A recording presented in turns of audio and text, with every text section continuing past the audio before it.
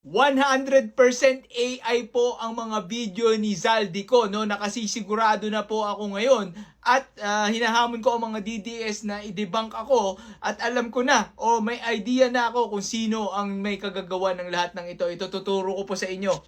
Guys, kung mapapansin nyo, ito sa kilay ni Zaldico, meron po dyan malaking hiwa po yan at hindi po yan maitatago, no?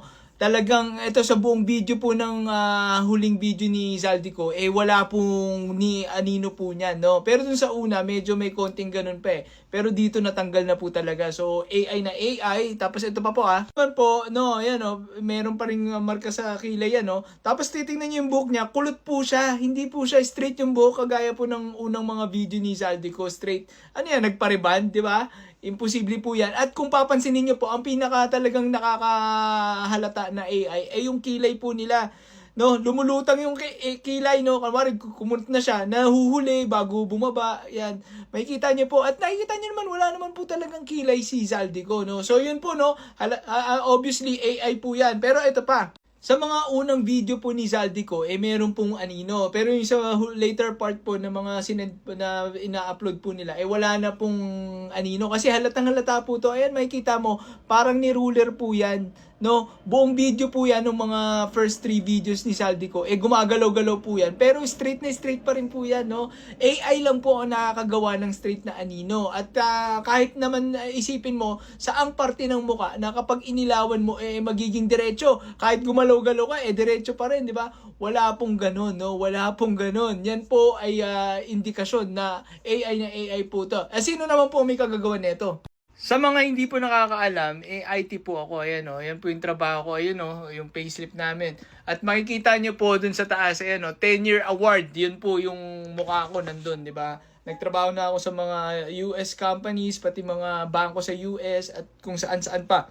Sa unang mga video po na in-upload ko tungkol dito, meron po talagang mga admin na nandito sa Pilipinas itong page na to, itong Zaldico page. At yung mga ina-upload po na video, dito po sa Pilipinas din ina-upload. Dapat po ang gawin ng gobyerno dyan ipatawag yung Facebook o pati yung mga admin ng page na to kasi magkakaalaman sino nagsisend sa kanila ng mga pictures, no, yung mga pictures na 1499 yung tag nung maleta, di ba? Ngayon lang nag-sale yung SM, di ba?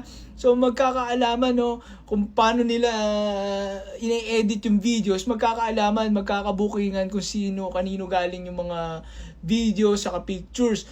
Ako po may idea na ako kung kanino pero I invoke my right to self-incrimination kung paano natin nalaman, no.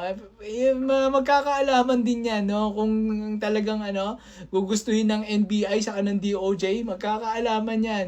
At sinasabi ko po sa inyo, yung gumagawa po na itong lahat ng ito, malapit ng matanggal sa pagkasenador dahil sa mga kabalastugan na pinagagawa niya, di ba? Yan po ang kaya nagmamadali na siya kung ano-ano ng mga pinaggagawa niya, hindi na mapigilan. Araw-araw na niyang gagawin to kahit AI manggulo lang sa investigasyon. Pero wala na pong nakikinig. Ang masasabi ko lang po sa senador na to na gumagawa ng lahat ng ito, asikasuhin nyo na lang po yung mga kaso nyo, no, kaysa pinagagawa nyo nito. Dagdag pa to sa kaso nyo. Pero naintindihan ko naman, desperado na kayo kasi ang dami nyong kinakaharap na kaso at mukhang lahat yun, palpak kayo, no?